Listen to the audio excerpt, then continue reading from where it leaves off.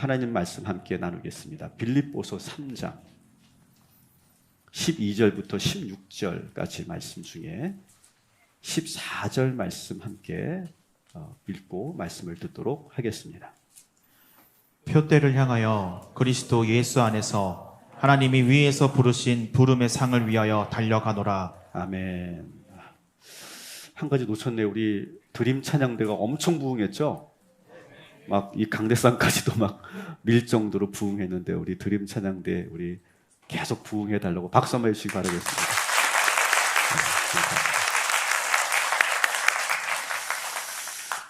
우리는 지금 우리가 말씀을 듣고 있는데 우리는 하나의 흐름 속에서 매 주일 말씀을 듣고 있는 겁니다. 여러분 아시죠? 하나님께서 우리에게 하셨던 약속의 말씀, 주의 종을 통해서 하셨던 약속의 말씀, 우리 성도들에게 주신 이 말씀을 여러분 기억하시죠? 너는 불이 될 것이고 불꽃이 되리라. 그때가 되면 내가 응답하리라. 너는 왕을 볼 것이고 광활한 땅을 보리라. 이 말씀을 여러분 들었고 이 말씀을 여러분 믿고 2023년을 살자. 제가 이렇게 말씀을 드렸습니다. 근데 우리가 그냥 그 하나님의 말씀만 우리가 기억하면 되는 것이 아니라 우리가 거기에 응답하는 삶을 살아야 된다. 그래서 우리가 이제 7편의 말씀을 우리가 듣게 된 것이죠. 첫 번째가 뭡니까? 신앙의 새 기둥을 세워라. 따라합시다. 규칙성, 반복성, 단순성. 이렇게 돼야 우리의 신앙이 견고하게 세워진다. 이 말씀을 여러분들에게 드렸습니다. 두 번째는 오늘 내가 명하는 모든 명령을 지켜 행하라. 순종해야 된다. 세 번째는 허리에 띠를 띠고 등불을 켜고 서 있어라. 늘 깨어 있어야 된다. 너는 내게 부르지라 내가 응답하리라. 기도해야 된다. 주의 말씀을 읊조리라. 항상 말씀을 가까이 하라. 말씀 생활해라. 믿음의 진보를 이루어 가라. 항상 신앙의 훈련 받기를 즐거워하고 항상 그 연단을 기뻐해라. 말씀드렸습니다. 오늘 마지막으로 한번 따라합시다. 작은 목표부터 이루어 가라. 목표의식이 있어야 된다. 이 정도면 우리 성도들이 좀 이렇게 사진도 찍을 만한데 보고만 계시네. 네. 한번 카메라 있으시면 핸드폰 있으면 찍으십시오. 그래서 한번 여러분 이것을 한번 마음속에 이렇게 구조화시키십시오. 이 말씀을. 하나님께서 나에게 이런 축복의 말씀을 주실 것이고 난 이렇게 7가지를 실천할 것이다. 그걸 구조화시키는 거예요.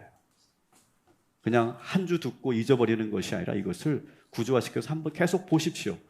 그러면 내용을 여러분들이 알지 못해도 설교를 듣지 않아도 이것만 봐도 내가 무엇을 해야 되는지를 여러분 아시게 될 거예요. 여러분 이 7가지를 우리가 실천할 때 하나님은 우리에게 놀라운 은혜를 부어주시고 이 말씀대로 우리에게 축복하여 주실 줄 믿습니다. 지난주는 저희 사역자들이 우리 성도님들이 이해해 주셔서 제주도 신방을 갔다 왔고 또 한라산 등반도 하고 왔습니다. 갔더니 우리 김정수, 김현정 집사님이 저희들을 얼마나 환대해 주셨는지 좋은 그런 그걸 뭐라고 하죠? 풀하우스를 펜트하우스 아닌데 펜션 어쨌든 정말 좋은 펜션을 이렇게 예약해 주셔서 저희들이 아주 쾌적하게 우리가 보낼 수 있었고 그리고 어디서도 먹을 수 없는 그런 음식을 요리를 이렇게 또 대접해 주셔서 정말 큰 한대를 받고 함께 했습니다. 너무 감사했습니다. 그리고 이제 화요일 날은 저희 사역자들 모두가 한라산 등반을 했는데 저를 포함해서 우리 사역자들에게 참 의미 있는 날이었어요.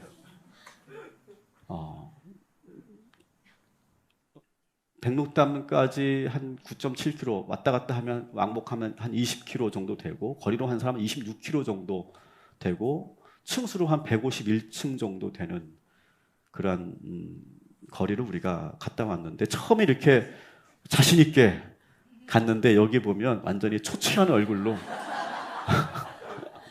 특히 우리 신태섭 전도사님 얼굴 한번 봐주십시오. 멘탈이 나가가지고 내가 이게 뭐하러 왔나 싶은 상념에 빠져있는 그런 모습으로 결과도 처참했어요. 저하고 이현우 전선 무릎이 나갔고요. 그래서 병원 신세를 좀 졌고요. 우리 지승훈 전선은 발톱이 빠질 뻔해서 발톱이 너덜너덜해져가지고 피가 나 흐르고, 우리 신희철 전선은 수술을 한 사람처럼 어그적거리면서 그 큰 사람이 막 그냥 기어다니듯 걸어다녔고, 방금 말씀드렸던 우리 신태섭 전선은 멘탈이 나가가지고 저한테 짜증을 냈습니다.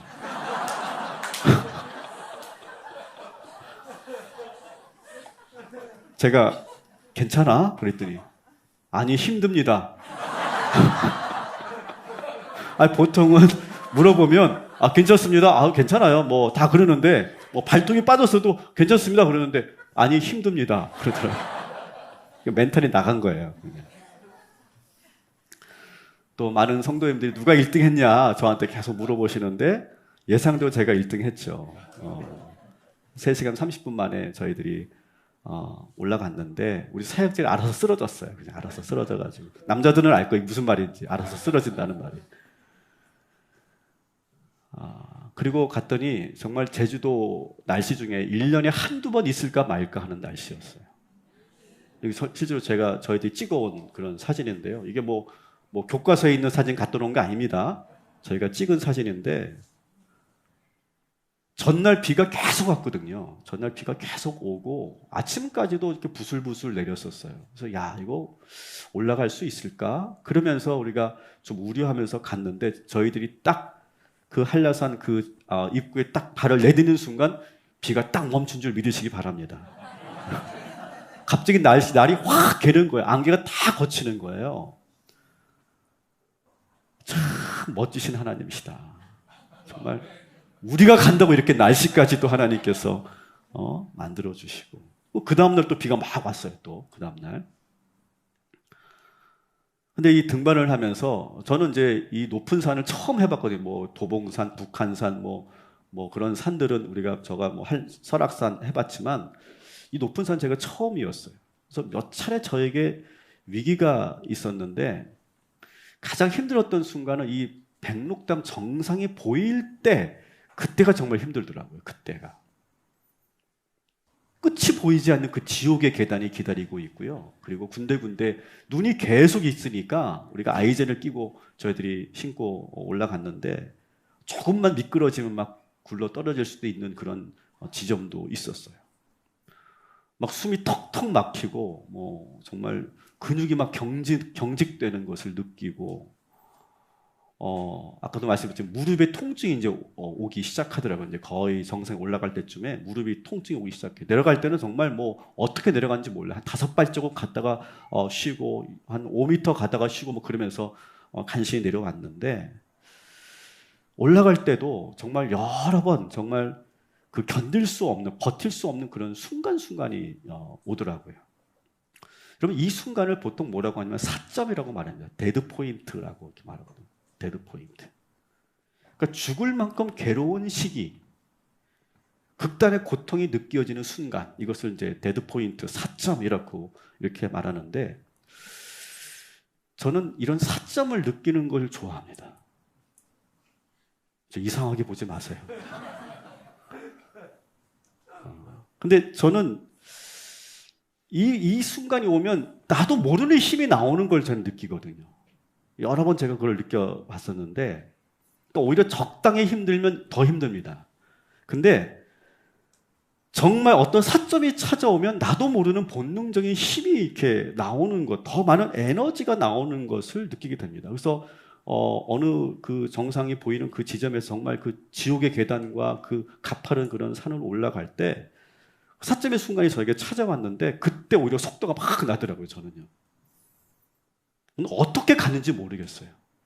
뭔가 이렇게 이 상태를 어떻게 말로, 언어로 표현할 수가 없는데, 뭔가 깨어 있기는 한데 근데 이성적이지는 않아. 이성적이면 이지를 하겠어요? 이성적이지는 않은데, 깨어 있긴 한데 이성적이지는 않은데, 아프긴 한데 정신이 이상하게 맑은 상태, 그 상태가 되고, 그 순간에 내 몸에 있는 모든 에너지를 응축해서 집중해서 탁 쓰는 그 순간이 저에게 이렇게 찾아옵니다. 저는 이 상태를 참 좋아하거든요. 계속 이상하게 저를 쳐다보시는데, 근데 저만 그런 것이 아니라 여러분, 사도 바울이야말로 이런 데드 포인트를 수없이 넘긴 사람이죠. 우리 한번 고린도후서 11장 우리 23절부터 26절까지 같이 한번 읽어보도록 하겠습니다. 나는 옥에 갇히기도 더 많이 하고 매도 수없이 맞고 여러 번 죽을 뻔하였으니 유대인들에게 40에서 하나 감한 매를 5번 맞았으며 3번 태장으로 맞고 1번 돌로 맞고 3번 파선하고 일주야를 깊은 바다에서 지냈으며 여러 번 여행하면서 강의 위험과 강도의 위험과 동족의 위험과 이방인의 위험과 시내의 위험과 광야의 위험과 바다의 위험과 거짓 형제 중에 위험을 당하고 또 수고하며 애쓰고 여러 번 자지 못하고 줄이며 목마르고 여러 번 굶고 춥고 헐벗었노라. 아멘. 보세요. 몇 번의 사점을 여러분 경험한 걸까요? 이 사도 바울은요. 수도 없죠. 그죠? 셀 수가 없을 정도로 그 죽음의 그 데드 포인트를 수없이 겪은 사람이 바로 이 사도 바울이죠. 구체적인 일화가 있죠. 25절에 보면 한 번 돌로 맞고 이런 표현이죠. 한 번 돌로 맞고 25절에. 이 이야기는 실제로 사도행전 14장에 나오는 그런 이야기입니다. 14장에. 사도 바울이 루스드라고 하는 곳에서 복음을 전하다가 유대인들이 그 무리들을 선동시켜서 사도 바울을 돌로 쳐 죽이려고 합니다. 얼마나 돌을 많이 맞았는지 실신해 버렸어요. 그런데 실신한 상태에서 계속 던진 것 같아요. 그래서 실제로 아마 잠깐 숨이 멎었던 것 같아요. 그래서 유대인들이 이 사도 바울의 이 시신을 성 밖으로 내던져 버립니다. 독수리나 까마귀에 밥이 되라고 던져버린 거죠. 그래서 이 바울의 제자들이 그래서 선생님의 시신을 수습해야겠다 생각해서 사도 바울 주변을 이렇게 둘러싸고 있었을 때 그때 사도 바울이 극적으로 깨어납니다. 저는 요 지점, 사도 바울이 숨이 멎을 정도로 죽도록 맞았다가 의식을 잃었다가 의식이 순간 탁 들어왔을 때 그때를 한번 여러분 상상해 보십시오. 만일 여러분들이라면 그 눈이 탁 떠졌을 때 어떤 생각을 하시겠어요? 대부분은 어떤 생각을 하게 될까요? 처음 의식이 탁 들어왔을 때 처음 갖는 생각이 뭘까요? 쉬고 싶다. 어쩌면 내가 이거 뭐 하는 거냐 이거. 내가 이런 일까지 당하면서 내가 복음을 전해야 되나? 그런 생각이 안 들겠어요? 당연히 들죠. 저는 이 순간이 가장 은혜가 되는 순간인데 근데 사도 바울이 어떻게 하냐면 벌떡 일어나서 더베라고 하는 성으로 들어갑니다. 더베성. 그리고 그 성에서 뭘 하냐? 쉬는 게 아니에요. 야, 문 다 걸어 잠그고 나 좀 쉬어야 되겠다. 나 며칠 여기서 좀 누워 있을게. 나 좀 아무것도 안 하고 싶어. 아무도 만나고 싶지 않아. 그런 마음이 들 거 아니겠어요. 그런데 어떻게 하냐? 더베로 들어가서 계속 복음을 전합니다. 그냥 퉁퉁 부은 얼굴로 온몸이 상처투성인데 그 상태로 더베로 들어가서 계속 복음을 전하는 거예요. 그리고 그 다음날 어떻게 하는지 아십니까? 자기를 죽이려고 했던 유대인들이 모여있는 루스드라로 다시 들어갑니다. 사도행전 14장 20절 22절 같이 읽겠습니다. 제자들이 둘러섰을 때에 바울이 일어나 그 성에 들어갔다가 이튿날 바나바와 함께 더베로 가서 복음을 그 성에서 전하여 많은 사람을 제자로 삼고 루스드라와 이고니온과 안디옥으로 들어가서 제자들의 마음을 굳게 하여 이 믿음에 머물러 있으라 권하고 또 우리가 하나님의 나라에 들어가려면 많은 환난을 겪어야 할 것이라 하고. 여러분 보통 상처받으면 어떻게 합니까? 상처 준 사람 만나고 싶지 않고요. 그 장소 가고 싶지도 않은 거예요. 여러분 PTSD라고 하는 그런 거 아시죠? 어떤 외상후 스트레스 장애 그 증후군이잖아요. 그걸 한번 겪게 되면요. 사람 만나는 것도 그 장소 가는 것도 아마 할 수 없어요. 근데 사도 바울은 자기를 죽이려고 했던 그 성의 사람들을 만나러 뚜벅뚜벅 루스드라로 들어갔다는 거예요. 그리고 오히려 그 성도들을 위로하고 있어요. 위로하면서 뭐라고 말합니까? 환난은 당연한 거다. 내가 이렇게 돌 맞은 거 이상한 거 아니다. 저들이 나쁜 게 아니다. 이건 당연한 거다. 하늘나라 들어가려면 이 모든 핍박을 반드시 이겨내야 하늘나라 들어갈 수 있는 것이다. 오히려 이렇게 가르칩니다. 정말 대단한 멘탈이죠. 여러분, 사도 바울 하면 여러 가지 그런 평가들을 하고 있는데, 사도 바울 하면 정말 대단한 것이 뭡니까? 아시아와 유럽 전역의 복음을 전했던 이방인의 사도, 전 세계에 복음이 확산되게 만들었던 장본인이 아닙니까? 그리고 수많은 교회를 개척해낸 개척자였고, 그 와중에서도 그는 시간 있을 때마다 항상 편지를 통해서 기독교 신학의 체계를 잡아갔던, 지치지도 않는, 웬만한 사람은 감당할 수도 없는, 해낼 수 없는 그런 일들을 이루어낸 사람인데, 여러분, 이것이 저절로 만들어진 게 아니라는 거예요. 그냥 단순히 이 사람이 기질적으로 정신력이 좋아서 그런 게 아니라 그는 수많은 데드 포인트를 경험했고 그것을 수없이 이겨봤고 그 과정 속에서 수많은 연단과 훈련이 있었기 때문에 사도 바울은 이런 일들을 해낼 수 있었다라고 하는 거예요. 저는요, 우리 동탄 꿈의 교회 우리 모든 성도님들을 위해서 저는 이렇게 기도합니다. 하나님, 우리 성도들 웬만한 시험에도 시험 들지 않고 그 시험도 넉넉히 이겨내고 인생의 어떤 시련과 고통도 끝내 극복해내는, 오히려 이 데드 포인트를 즐길 수 있는 성도들 되게 하여 주시옵소서. 저는 그렇게 기도합니다. 동의하시면 아멘 하시기 바랍니다. 저는 그렇게 기도하고 싶지 않아요. 하나님, 우리 성도들은요, 아무 일 일어나지 않게 해주세요. 평탄하게 해주세요. 그냥 모든 일이 술술술 잘 풀리게 해주세요. 저는 그렇게 기도하고 싶지 않아요. 왜? 그렇게 기도한다고 그렇게 되는 것도 아니에요. 여러분, 우리 인생은요, 반드시 예수를 믿든 안 믿든 시련이 찾아오고 문제가 찾아오고 어떤 그런 사점의 순간이 온단 말이죠. 그것을 우리가 이겨낼 수 있는 힘, 그 믿음, 그 순간에 하나님께서 역사하신다는 그 체험, 오히려 그래서 그 데드 포인트가 찾아왔을 때, 아, 왔구나. 이제 하나님께서 나와 함께 하실 것이다. 나는 반드시 이 순간을 이겨내고 말 것이다. 그것을 한 번, 두 번, 세 번 이기면서 더 성장하고 변화되고 더 강건해지는, 더 단단해지는 우리 모든 성도들 되시기를 주님의 이름으로 축원합니다. 저는 그렇게 기도하고 싶어요. 여러분들을 위해서.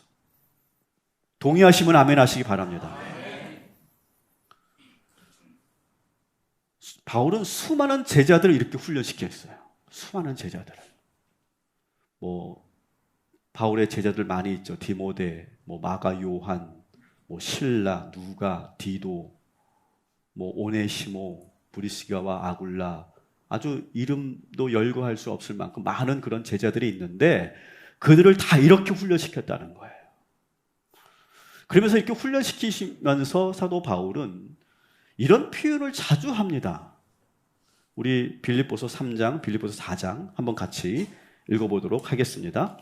형제들아, 너희는 함께 나를 본받으라. 그리고 너희가 우리를 본받은 것처럼 그와 같이 행하는 자들을 눈여겨보라. 너희는 내게 배우고 받고 듣고 본 바를 행하라. 그리하면 평강의 하나님이 너희와 함께 계시리라. 아멘. 자, 보세요. 뭐라고 말합니까? 너희는 나를 배우라.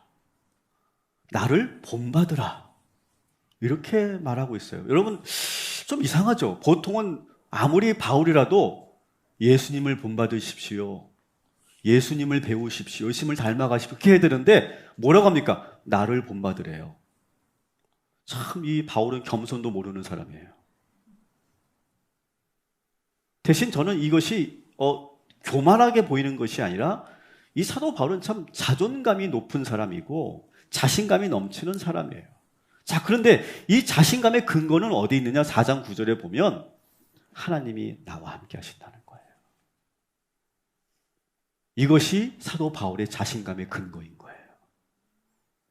데드포인트 순간에 하나님이 나와 함께 함께 하신다는 사실, 이것을 사도 바울은 수도 없이 경험한 거예요.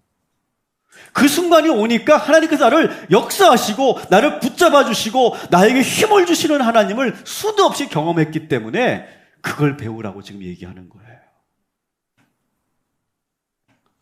사랑하는 성도 여러분, 저는 우리 교회가 이런 교회가 됐으면 좋겠어요. 따라합시다. 본받고 배우는 교회. 저는 우리 장로님 권사님들에게 다시 한번 부탁드립니다. 여러 번 제가 부탁드렸는데 우리 성도들에게 본이 되어 주시기 바랍니다. 그래서 나는 우리 저 장로님처럼 나는 신앙생활을 할 거야. 정말 난 존경해. 나는 박 권사님처럼 나는 할 거야. 나는 이 권사님처럼 김 권사님처럼 나는 그렇게 신앙생활을 하고 싶어. 그런 서로가 이렇게 존경하는 마음, 그리고 막 따라가고 싶은 그런 마음, 저는 그런 마음을 갖는 교회가 좀 건강한 교회라고 생각해요. 저 권사님 보니까 정말 기도 열심히 하는데 나도 저렇게 기도하고 싶다. 그래서 그 권사님 옆에 딱 앉아서 같이 기도하면서 따라가 보는 거죠. 본받는 거죠. 본뜨는 거죠. 그러니까 서로가 이렇게 존경하는 마음이 있는 교회, 건강한 교회입니다. 뭐 장로라고 권사라고 별거 아니네. 여러분, 그런 마음 갖는 것이 아니라 오히려 서로가 서로를 존경하고 배우려고 하는 그런 건강한 공동체가 되기를 주님의 이름으로 축원합니다. 여러분, 어떻습니까? 좋은 멘토가 건강할까요? 아니면 좋은 멘토를 둔 사람이 건강할까요?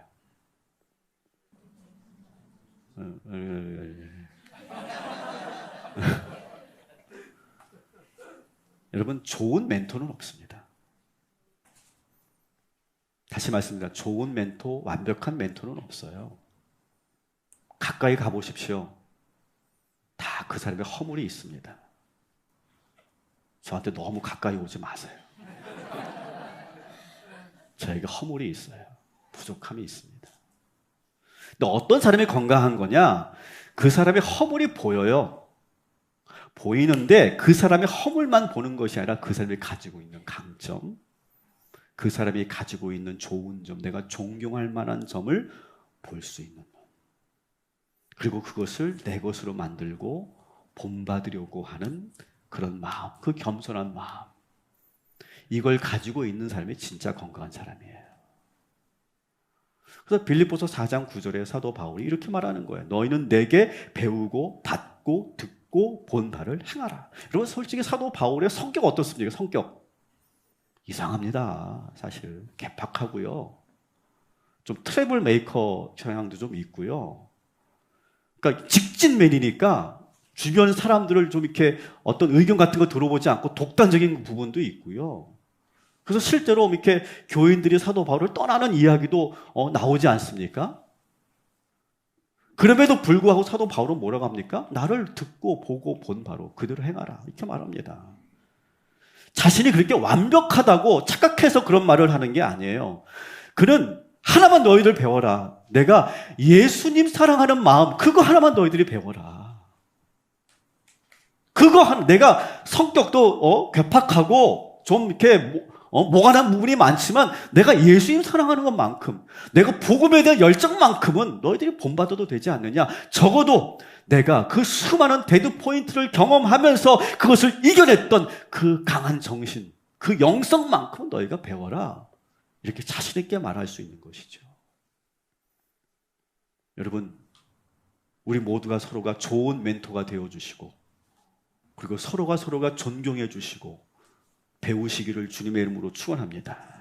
우리 한번 옆 사람이 집사님이면 집사님, 권사님이면 권사님, 장로님이면 장로님, 이렇게 서로 바라보시면서 불러주시면서 이렇게 합시다. 집사님, 집사님을 통해 배우겠습니다.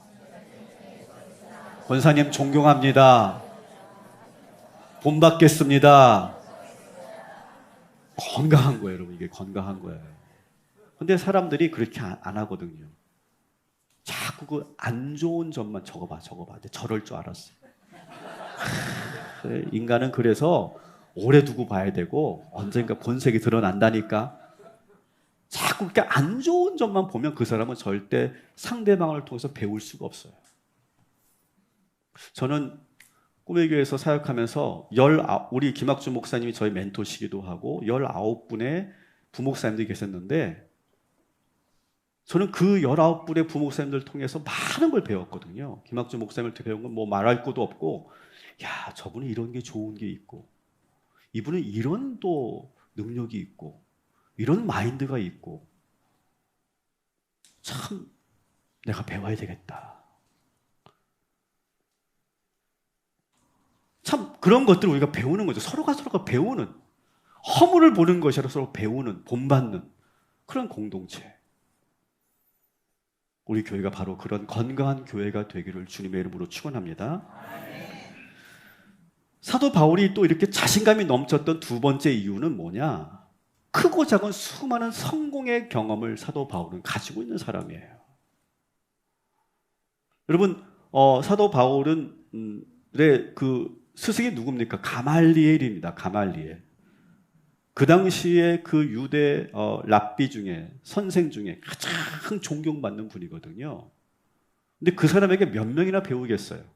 정말 그 바리새인들 중에서도 바리새인, 나는 바리새인 중에 바리새인이다, 이 말은 단순히 자랑이 아니라 여러분 바리새인이 되고 랍비가 되고 선생이 되는 그 과정은요, 정말 오랜 훈련과 그리고 학습이 있어야 되는, 과정이 있어야 되는데 그 모든 것을 이겨냈던 그런 경험을 이야기하는 거죠. 그러니까 크고 작은, 이 사도 바울은 크고 작은 그런 성공의 경험, 그 목표를 이루어봤던 경험들이 축적되어 있는 사람이에요. 여러분, 갑자기 사람이 위대해지지 않습니다. 저는 확언하건대, 단언하건대 갑자기 사람이 위대해지지 않습니다. 갑자기 사람이 큰 목표를 가질 수 없어요. 어떤 사람이 갖느냐?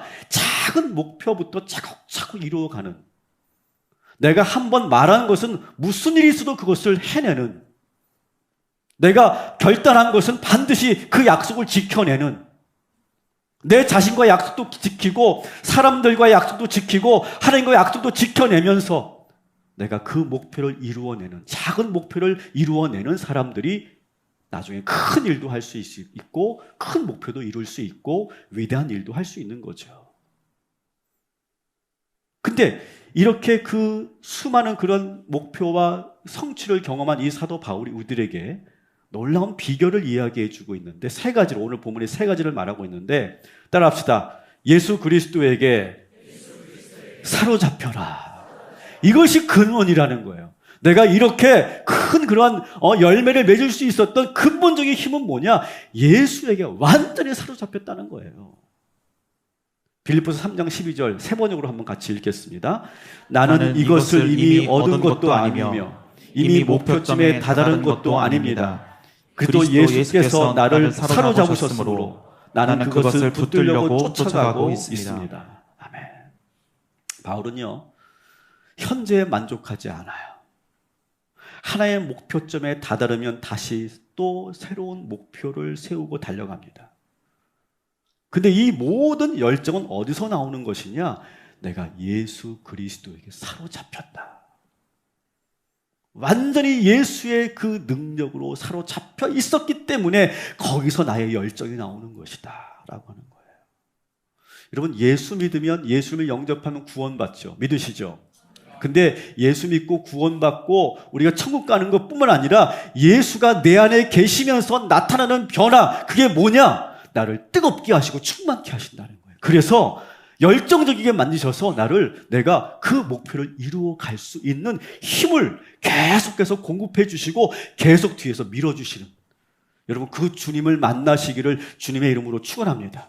내가 예수 믿는다고 하는데 항상 무기력하게 빠져있고 무기력증에 빠져있고 자꾸 부정적인 생각에 빠져있고 비관적인 생각에 빠져있고 남을 비판하는 것에만 나의 지성을 쓰고 있는 그런 사람이라면 정말 내 안에 예수가 계신가 한번 의심해 보시라고요. 예수가 정말 내 안에서 나의 주인 되시면요, 나를 가만 내버려 두지 않아요. 계속 밀어주십니다. 계속 나를 끌어주십니다. 여러분, 그 은혜가 있기를 주님의 이름으로 축원합니다. 두 번째, 따라합시다. 되돌아보지 말아야 한다. 절대로 되돌아가지 말아야 돼요. 우리 13절 같이 읽겠습니다.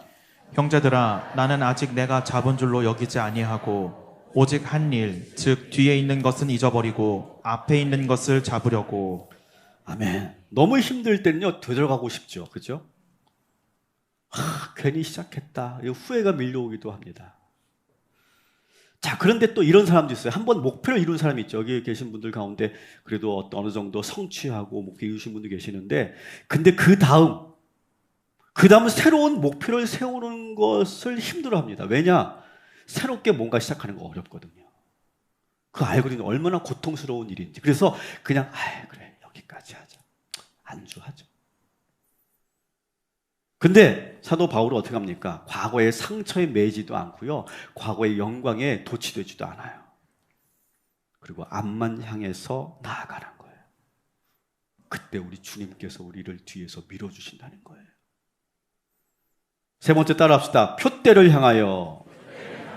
자, 14절, 16절 같이 읽겠습니다.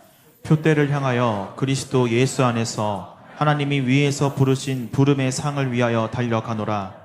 오직 우리가 어디까지 이르렀든지 그대로 행할 것이라. 아멘. 한라산 정상에 보이니까 그때가 제일 힘들었다고 말씀드렸는데, 그때 제가 계속 제 입에서 계속 읊조렸던 말씀이 바로 이 말씀이에요. 표대를 향하여, 표대를 향하여, 표대를 향하여. 계속 내 입에서 계속 그 말씀을 읊조리면서 올라갔어요. 그러면서 그 정상에 올라갔을 때 주어질 상을 내가 생각하는 거예요. 내가 교과서에서만 봤던, 사역과 부도에서만 봤던 저 백록담을 내 눈으로 똑똑히 보리라. 그 생각하면서 올라가는 거죠. 여러분, 사실 여기 산 좋아하시는 분들, 이 한라산 이야기가 참 우스울 거예요. 가소로울 거예요. 근데 저에게는 의미 있으니까 여러분 비웃지 마시고요. 비웃으면 건강에 안 좋거든요. 근데 여러분, 이건 작은 목표예요, 사실. 이 작은 목표가 가져다 줄 변화가 저는 분명히 있다고 생각해요. 여러분 삶 속에서 사소한 것 같지만 여러분이 한번 계획하고 생각하고 말한 것들, 약속한 것들, 내 자신과 함께 결단한 것들, 여러분 그것을 생각만 하지 마시고 그것을 하나하나 이루어 가시기를 주님의 이름으로 축원합니다. 자, 그러면서 16절에 이렇게 되어 있습니다. 이 말씀 더 좋아요. 같이 한번 읽어볼까요? 오직 우리가 어디까지 이르렀든지 그대로 행할 것이라. 너무 생각을 오래 하지 말라는 거예요. 너무 복잡하게 생각하지 말라는 거예요. 그냥 몸이 움직이면 되는 거예요. 그냥 앞으로 가면 되는 거예요. 올라가면 되는 거예요. 그냥 아무리 힘들어도 거기서 쉬지 않고 그냥 한 발 한 발 계속 꾸준히 올라가는 거. 이렇게 우리 모든 스텝들이 이제 올라갔다가 내려왔는데 한 스텝이 갑자기 저한테, 한 전도사님이 갑자기 저한테, 우리들한테 얘기하더라고요. 목사님, 이번에는 후지산을 한번 올라가 보시죠. 제 마음속에서 한라산이 1950m인데 후지산은 3776m.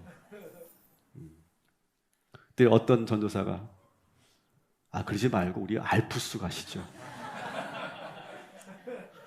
여러분, 이 작은 목표를 이루면요, 이렇게 조금씩 내가 뭔가 새롭게 도전하고 싶은 그런 자신감과 힘이 생기는 거예요. 우리 신앙의 목표도 마찬가지입니다. 여러분, 중간에 절대로 포기하지 마시고요. 시험이 왔다고 여러분 절대로 거기서 주저앉지 마시고요. 그 시험을 이기면요, 반드시 하나님의 상이 기다리고 있어요. 이 원리를 여러분 기억하세요. 한번 그 고비를 한 번 넘어보고 두 번 넘어보면요, 우리의 신앙의 영적 상태가 달라지고요, 웬만한 일에 쓰러지지 않는 그런 정신적인 영적인 근력이 생깁니다. 그래서 그 다음부터는요, 이제 그런 여러 가지 시험이 와도 그걸 훌쩍훌쩍 넘을 수 있는 그런 힘이 생기는 거예요. 중간에 포기하지 않고 시험을 이긴 자들에게 하나님께서 상 주심을 믿으시기 바랍니다. 그 부르신 부름의 상을 위하여 달려가시기를 주님의 이름으로 축원합니다. 여러분, 한 주간 어떻게 사시겠어요? 여러분 삶 속에서 작은 목표들, 아주 사소한 목표들이지만 내가 하기로 했던 것 하십시오. 하나님께서 매 순간순간 여러분에게 힘 주실 줄 믿습니다. 저는 여러분에게 이런 기도하라고 저는 부탁드리고 싶어요. 하나님, 이거 해주세요. 저거 해주세요. 나 이거 주세요. 계속 이렇게 뭔가 나의 노력은, 나의 어떤 그런 의지는 보이지 않고 자꾸 달라기만 하는 기도. 저는 그 기도에서 저는 이렇게 기도했으면 좋겠어요. 하나님, 제가 이 목표를 갈 건데, 여기를 내가 목표를 삼을 건데, 하나님 제 옆에서 저를 지켜봐 주세요. 저와 함께 해주세요. 제가 힘들어서 넘어지려고 할 때 저를 붙잡아 주세요. 저를 뒤에서 밀어만 주세요. 제가 반드시 그 목표치까지 갈 수 있도록 함께만 해주세요. 그럼 제가 감당하겠습니다. 저는 그런 기도가 저는 건강한 기도라고 생각해요. 그때 주님께서 가장 힘들고 포기하고 싶은 그 순간에 힘을 주셔서 그것을 하나하나 이루어내는 건강한, 영적으로 충만한 우리 동탄 꿈의 교회 성도들 되시기를, 그 데드 포인트를 즐길 수 있는 사람들 되시기를 주님의 이름으로 축원합니다. 아멘.